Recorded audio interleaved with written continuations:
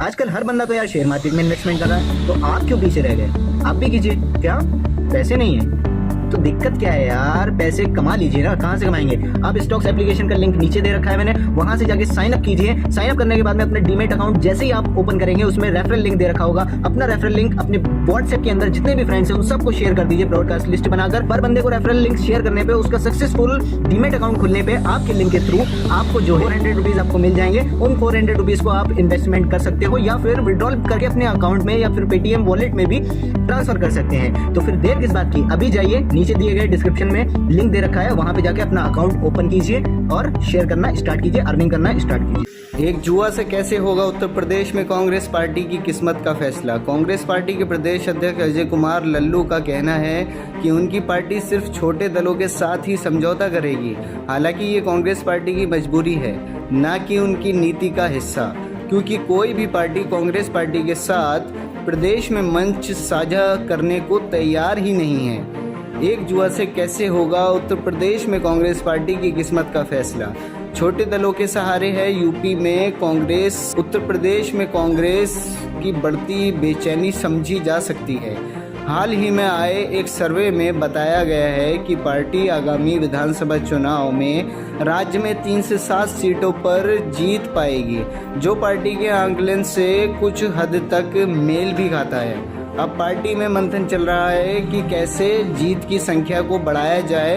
दरअसल समाजवादी पार्टी और बीएसपी ने कांग्रेस के साथ गठबंधन करने की बात को सिरे से नकार दिया है। इसकी वजह से कांग्रेस की मुश्किल और बढ़ गई है। हालांकि माना जा रहा है 2019 के लोकसभा चुनाव को देखते हुए ममता बनर्जी और शरद पवार जैसे नेता अखिलेश यादव पर लगातार दबाव बना रहे हैं कि वह कांग्रेस को साथ लेकर चलें। अगर ऐसा हो भी जाता है तो ये एक प्रकार का जुआ होगा जिसके सहारे यूपी में कांग्रेस का भविष्य टिका रहेगा। पहले एक नज़र डालते हैं पिछले कुछ विधानसभा चुनावों में कांग्रेस पार्टी की क्या स्थिति रही थी। 2017 के विधानसभा चुनाव में कांग्रेस पार्टी का समाजवादी पार्टी से गठबंधन था। माना जा रहा था कि राहुल गांधी और अखिलेश यादव की जोड़ी खासा धमाल मचाएगी, पर बीजेपी की ऐसी आंधी चली कि गठबंधन चारों खाने चित हो गया। जहां समाजवादी पार्टी 47 सीटों पर चुनाव जीतने में सफल रही, कांग्रेस पार्टी 7 सीटों पर ही निपट गई। 2012 के चुनाव में दोनों दल अलग अलग चुनाव लड़े थे। समाजवादी पार्टी 224 सीटों पर चुनाव जीतकर बहुमत की सरकार बनाने में सफल रही थी। कांग्रेस पार्टी को महज 28 सीटों पर ही जीत नसीब हुई थी। 2007 के चुनाव में बहुजन समाज पार्टी के हाथी ने सबको रौंद दिया था और कांग्रेस पार्टी को 22 सीटों पर ही जीत हासिल हुई थी। 2002 में ये तालिका 25 थी और 1996 के चुनाव में कांग्रेस पार्टी की झोली में 33 सीटें आई थीं। 1993 में 28 और 1991 में 46 और 1989 में कांग्रेस पार्टी 94 सीटों पर विजयी रही थी और 1985 में 259 सीटों पर जीत हुई थी। ये आखिरी अवसर था जब उत्तर प्रदेश में कांग्रेस पार्टी की सरकार बनी थी। 32 वर्षों में कांग्रेस की साख गिरी है। पिछले 32 वर्षों में यानी 1989 से कांग्रेस पार्टी की लोकप्रियता लगातार घटती गई है। 1989 में कांग्रेस पार्टी पर बोफोर्स घोटाले का आरोप था और पूरे देश में विश्वनाथ प्रताप सिंह के नेतृत्व में कांग्रेस के खिलाफ हवा चल रही थी। केंद्र और उत्तर प्रदेश दोनों में कांग्रेस पार्टी को इसका खामियाजा भुगतना पड़ा था और उसके बाद जहां बीजेपी का हिंदू कार्ड चलने लगा था, जो 2 क्षेत्रीय दल समाजवादी पार्टी और बहुजन समाज पार्टी का असर भी बढ़ने लगा था और कांग्रेस पार्टी ऐसे लुढ़कने लगी कि आज स्थिति ये आ गई है कि पार्टी दहाई का आंकड़ा कैसे पार करे, यही सबसे बड़ी चुनौती बन गई है। 32 वर्षों में काफ़ी कुछ बदल गया। राजीव गांधी की हत्या के बाद पार्टी की कमान पीवी नरसिम्हा राव के हाथों में आई। फिर कुछ वर्षों के लिए सीताराम केसरी कांग्रेस अध्यक्ष बने और 1997 से पार्टी की कमान गांधी परिवार के हाथों में है। सोनिया गांधी का करिश्मा और राहुल गांधी का आकर्षण भी पार्टी को डुबोने से नहीं बचा पाया। पहले पायदान से लुढ़कती हुई कांग्रेस पार्टी 2017 में 5वें पायदान पर आ गई। अब पार्टी की बेचैनी इस बात से है कि प्रदेश में पार्टी की कमान उन हाथों में है जिसे कुछ वर्ष पहले तक अगर पूरे देश में नहीं तो कम से कम उत्तर प्रदेश में तुरूप के रूप में देखा जा रहा था। प्रियंका गांधी का भविष्य दांव पर है। प्रियंका गांधी का 2019 में सक्रिय राजनीति में पदार्पण हुआ और उत्तर प्रदेश की कमान उनकी माता और बड़े भाई राहुल गांधी ने उन्हें सौंप दिया। अगर कांग्रेस पार्टी की स्थिति में सुधार नहीं हुआ तो इसका असर प्रियंका गांधी के भविष्य पर पड़ सकता है। 2017 में समाजवादी पार्टी ने कांग्रेस पार्टी की हैसियत की बिना जांच पड़ताल किए और बिना सोचे समझे 105 सीटें थमा दी थीं, वह भी तब जबकि प्रदेश में समाजवादी पार्टी की सरकार थी। एक तरह से समाजवादी पार्टी ने चुनाव के पहले ही अपनी हार मान ली थी।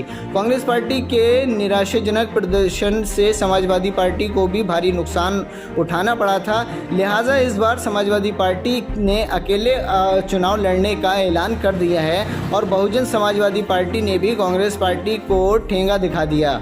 जीतना तो दूर की बात है, कांग्रेस पार्टी की सबसे बड़ी समस्या है सभी 403 सीटों पर चुनाव लड़ने लायक उम्मीदवारों की तलाश में है।